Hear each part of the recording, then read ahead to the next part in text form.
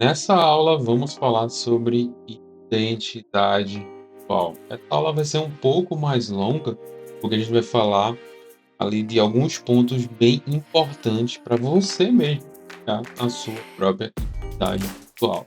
Então, esse é um assunto que eu amo falar, eu amo trabalhar. Eu queria fazer um pequeno teste com você que está assistindo. Você conseguiria reconhecer essas marcas que eu vou apresentar sem ver o logotipo delas? A primeira é um banco. Que banco seria esse com a cor roxa? Você conseguiria me dizer qual é? Você falou Nubank. Agora uma marca de refrigerante. A gente está vendo ali um elemento gráfico, né, bem marcante dessa marca. E você falou Coca-Cola, você acertou. Um pouquinho mais difícil agora. Uma marca de energéticos com uma padronização branca com um pouco de vermelho também. Conseguiria me responder marca se essa? Se você falou Red Bull, você acertou. Percebe que eu fiz esse teste para te mostrar que o logotipo da tua empresa ele é só uma pequena parte de identificação dentro de toda a tua marca, tá? Esse é o poder da arte visual bem construída, tá? E a gente vai passar por alguns pontos, como eu falei a vocês. A gente vai falar sobre o nosso logo, como ele deve ser, a nossa tipografia para transmitir grande parte da nossa personalidade. Outro item muito importante são as nossas cores. Como ter uma paleta de cores que realmente traz algo marcante para nossa. Falando sobre logo, eu vou trazer aqui algumas coisas que não devem ser feitas dentro do mercado, que são marcas genéricas. Com certeza deve ter algo aí também, sua cidade, onde você trabalha, próximo a você, similar ao que a gente já está vendo aqui. Que é uma empresa que trabalha com make-up, que usa ali o rosa, com tons de dourado, essa tipografia adequada. Uma empresa que vende hambúrgueres, que tem um hambúrguer, né, ali no seu logotipo. Uma pessoa que trabalha com gestão de tráfego, tem ali o foguetinho, né, apresentando ali a velocidade, o alcance, o aumento. Uma empresa de automóveis com essa sombra ali do carro na parte de... Cara, isso eu já vi em excesso aqui na minha cidade, em Recife. Tem muita empresa com esse mesmo logotipo, só muda ali o nome da empresa. Ou uma nutricionista, tem ali uma frutinha, o verde, né? Algo bem fofinho também na sua produção. Ou uma empresa ali imobiliária, tem uma casa, ou teto ali, né, da casa, como símbolo da sua marca. Tenho certeza que você já viu alguma coisa similar aí dentro da tua cidade. É muito mais comum que parece, tá? Então, esse não é um caminho se você quer ter uma marca diferente e única.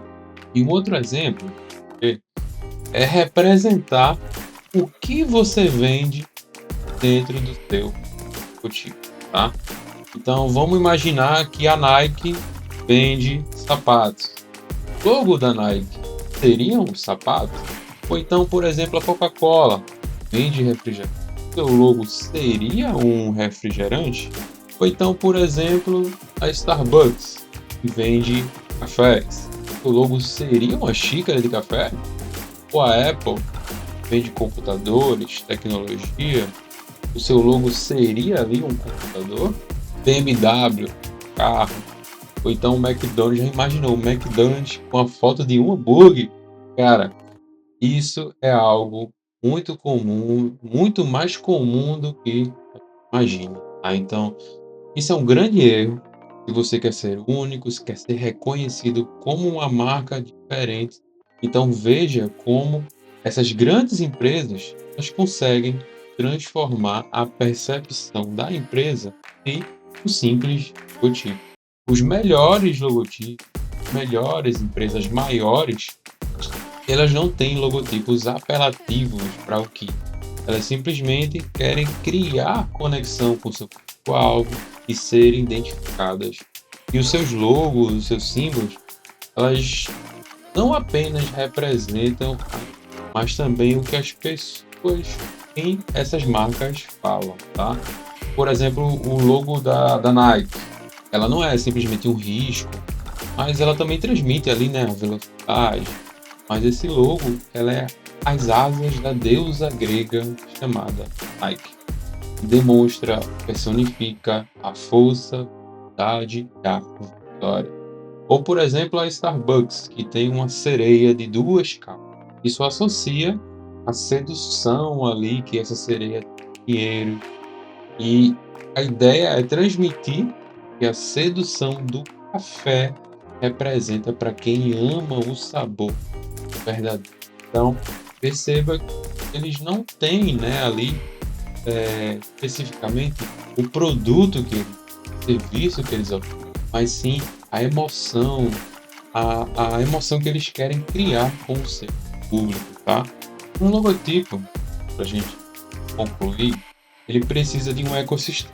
Precisa ser simples, tá? Não vai criar algo ali complexo, cheio de efeito, com muitas cores, algo que seja difícil de ser impactado, né? E o real é você criar uma história por trás desse, tá? Um design simples, ele pode expressar a personalidade, marca de forma concisa e eficaz. O seu logo também precisa ser relevante. Um bom logo precisa funcionar, criar conexões com o público. Ícone, tipografia, cor presente no seu logo, ele realmente é relevante para o mercado em que atua? Ele consegue criar uma conexão com esse público? O seu logo também precisa ser memorável, tá? Porque ele precisa gerar esse interesse de reconhecimento pela marca, tá? E logos que são fáceis de ser lembrados, eles produzem esse forte impacto ali com o seu público. Eles se tornam muito mais valiosos, porque eles ajudam a marca a ficar na mente dos seus consumidores. Ele também precisa ser atemporal. Os logotipos se destacam dos restantes porque eles permanecem relevantes ao longo dos anos. Então imagina, Coca-Cola ou McDonald's ter que refazer o logo todo ano. Isso não pode acontecer, tá? Inclusive, se isso acontece com a empresa, esse ano vão mudar, próximo ano a gente vai mudar de novo, próximo ano a gente muda. Sem um motivo em específico, só porque você tem o seu gosto pessoal, ele necessita disso, a sua marca não se torna atemporal. Termina criando confusões se realmente aquilo faz parte ou não da sua antiga empresa, tá? E por último, o seu logo também precisa ser versátil. Aqui tem um exemplo, né, versátil. Ele precisa ser adaptável também aos pontos de contato ele precisa funcionar em um ponto de contato maior, como por exemplo, essa garrafa aqui da Voz. Tem um logo aqui, ó, maior, mas na rede social ela também precisa funcionar naquela bolinha do perfil do Instagram ou em uma caneta, por exemplo, aqui a gente tem a da Wacom, ela também precisa funcionar, tá? O seu logo precisa funcionar em todos os pontos de contato ao qual a sua marca. Agora, falando ainda sobre identidade visual, vamos falar sobre cores. E as cores, elas têm grande influência no nosso comportamento, tá? Então, muito cuidado ao escolher a paleta de cores para sua marca. Pesquisas mostram também que 90% das compras por impulso são influenciadas por causa da cor que ela dela. A cor de um botão, a cor que está ali no fundo. Isso influencia quando você vai fazer uma compra por impulso também, tá? A cor também, ela aumenta o reconhecimento da marca, de ser lembrada por aquela cor. Por exemplo, o Nubank. O Nubank, ele, digamos assim, faz parte, né, daquele território do roxo. Às vezes parece até que a cor foi feita para o Nubank, mas o Nubank se apossou daquela cor pela repetição, pelo reconhecimento da marca. E a cor é um dos fatores mais importantes. Cores podem ser escolhidas de duas formas. Elas podem ser escolhidas nas sensações que a gente quer transmitir para o nosso público, na psicologia das cores, tá? Baseada nessas sensações, ou pode ser baseado em pesquisa, tá? Onde as sensações são levadas em consideração, mas não é o principal critério para a, tá? Então, por exemplo, o Nubank.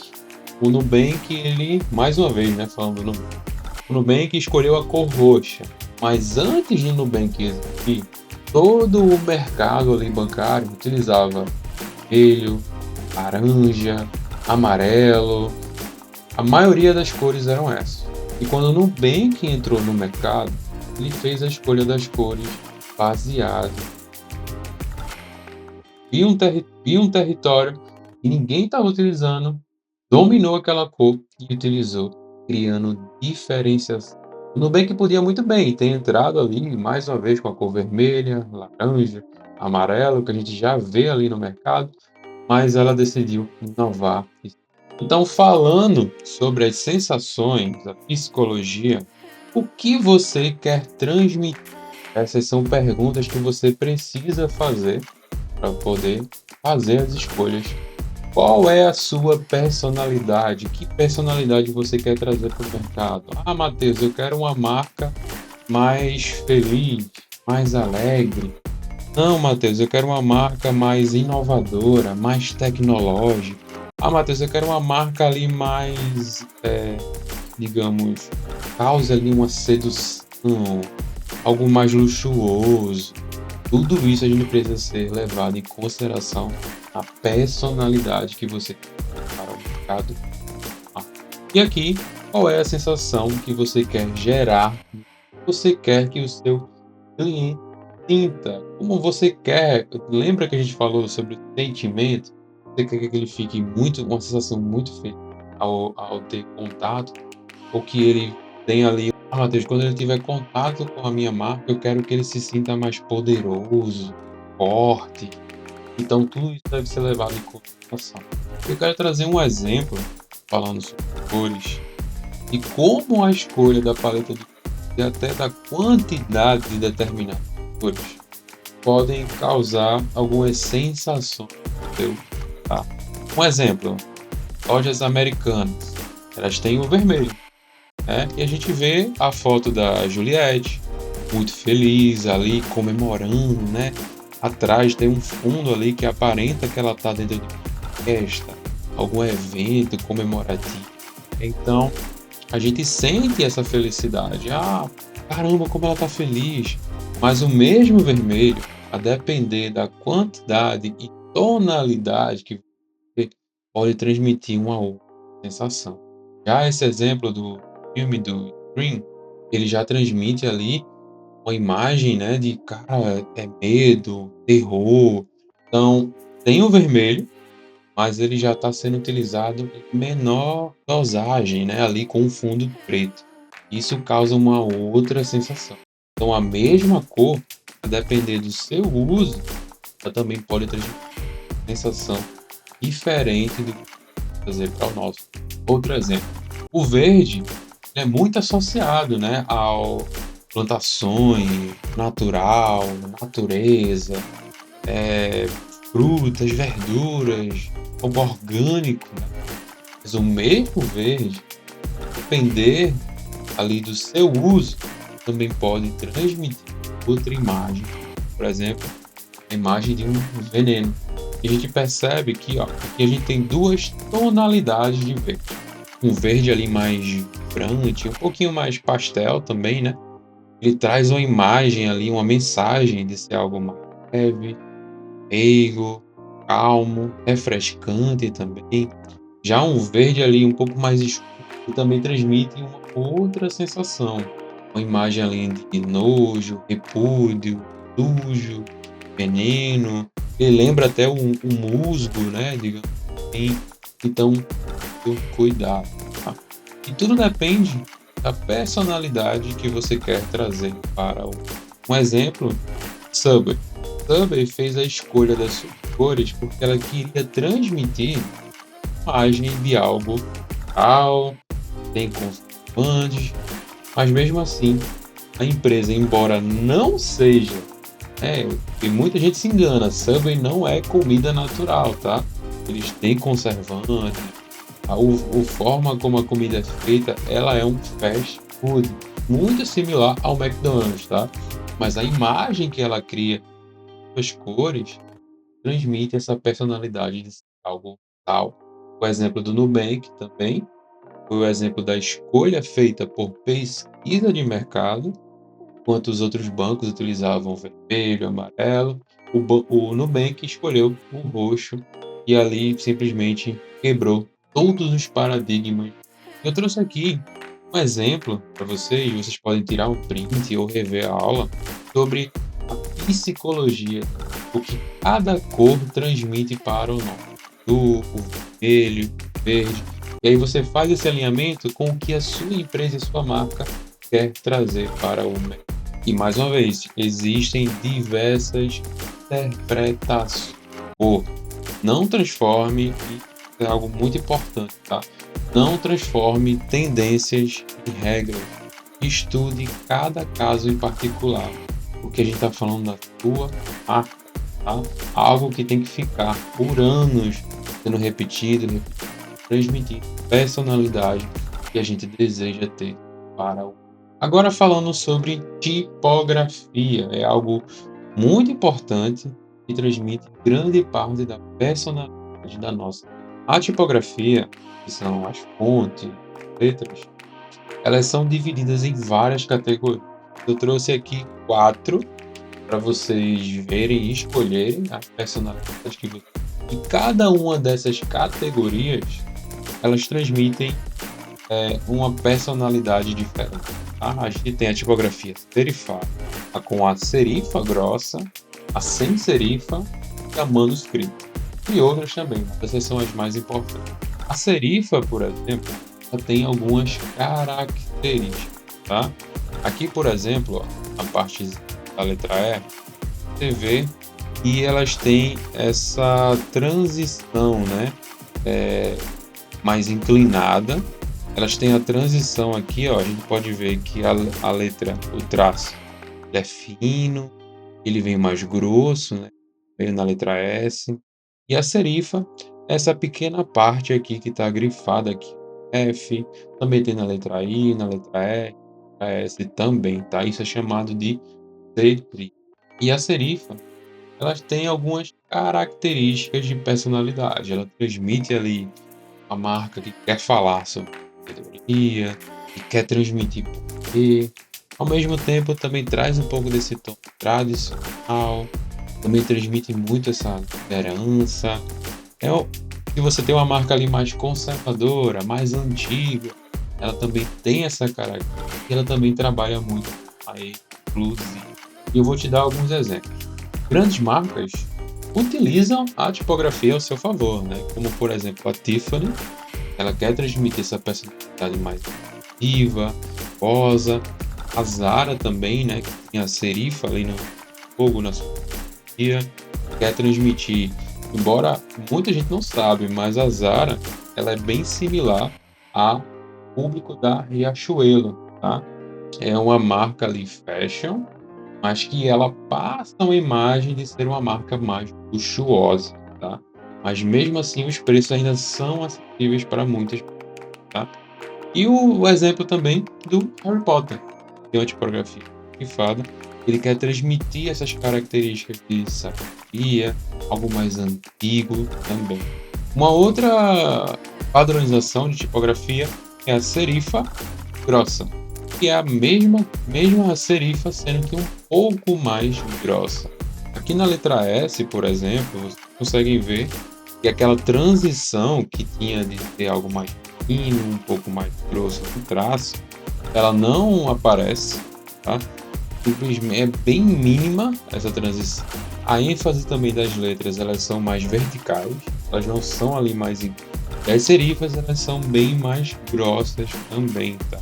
E a serifa grossa, ela tem essa personalidade mais força, resistência, também é muito ligada a essa questão de vitória, eventos esportivos. Vou mostrar a vocês.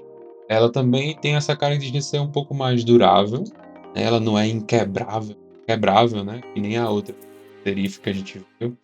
Ela também tem essa característica de superar obstáculos e é muito utilizada na esportividade, tá. Exemplos, a gente tem aqui a Gatorade, utiliza muito essa característica. A gente também tem a Peaky Blinders, que é transmitir muito essa característica, né, história.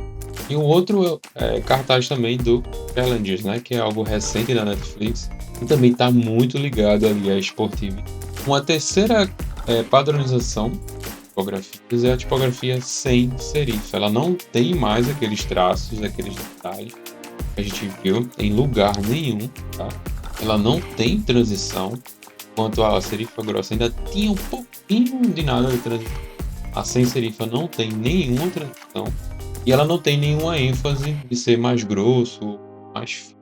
A tipografia sem serifa, ela tem uma personalidade mais interna, ela não é tão antiga, né, mais atual, ela é muito mais confiável, né, digamos assim. Ela também é muito comum, né, algo sem tantos detalhes, ela é mais discreta. Também é algo mais imponente. Se você quer transmitir alguma dessas personalidades, e um exemplo a gente tem a Apple, está muito ligada à marca atual, moderna. Nubank também fala muito sobre isso, né? Ela utiliza essa tipografia. E a Riachuelo também, né? Isso é algo comum, acessível a todos. Tá? O quarto exemplo, tipografia manuscrita. Essa tipografia transmite ali uma personalidade mais íntima, mais pessoal, né? Parece que foi alguém que escreveu com assinatura de alguém. Isso traz uma personalidade mais autêntica devido a essas características. Algo mais próximo, se você quer se sentir muito próximo ao teu cliente, a tipografia traz essas características. Também de ser algo carinhoso e algo muito cuidadoso. Então, quando a gente quer falar muito, às vezes, de uma marca mais para as crianças, venda de produtos ali, a fralda, brinquedo, ou quer falar muito sobre algo sobre alguém, né, uma marca muito pessoal, né, em vez de ter um nome, ser o seu próprio nome, marca, Matheus Moura, e ali utilizar a tipografia escrita, a gente consegue alinhar essa pessoa. Então, exemplos, a gente tem a King Richard, né, que é um filme do ele fala muito sobre a história do King Richard. A Paramount também, né, que quer falar com o público, digamos, mais jovem. A Walt Disney também, né, que nem se fala, é algo muito pessoal, é o nome do criador, né, o Walt Disney é o nome de uma pessoa. Então, essa tipografia transmite essa personalidade. Então, muito cuidado em escolher uma tipografia para sua marca. A escolha correta transmite grande parte seus valores, então tenha muito cuidado. Tá? Eu quero dar um último exemplo de erros muito comuns ao utilizar as tipografias. Aqui, por exemplo, a gente consegue ver aquela tipografia mais pessoal, utilizada ali em um título, em um texto muito grande, ela fica legível. Tá? Então, não opte por isso nos seus textos. Ou então a utilização da tipografia ali serifada em textos muito maiores. Termina que a gente passa uma personalidade muito, mas muito antiga. Parece a Bíblia, por exemplo, que era escrita antiga. Então, muito cuidado ao utilizar a tipografia dessa forma. Tá? Ao invés disso, tente utilizar dessa forma. Uma tipografia ali, digamos, serifada para títulos ou a sem serif para títulos, uma sem serifa para textos, porque percebe como fica muito mais legível de entender sobre o que se trata esse texto, tá? E uma empresa sem uma identidade visual, ela não tem personalidade, ela não tem expressão, simplesmente se torna mais uma comum dentro é uma frase muito importante, tá? Uma marca que segue tendências do momento está fadada ao fracasso. Sua marca precisa ser temporal, tá? Então, na próxima aula a gente vai falar sobre marketing de experiência. Qualquer dúvida que vocês tenham, basta deixar aqui abaixo nos comentários que eu vou ter prazer em responder cada um de vocês. Espero na próxima aula.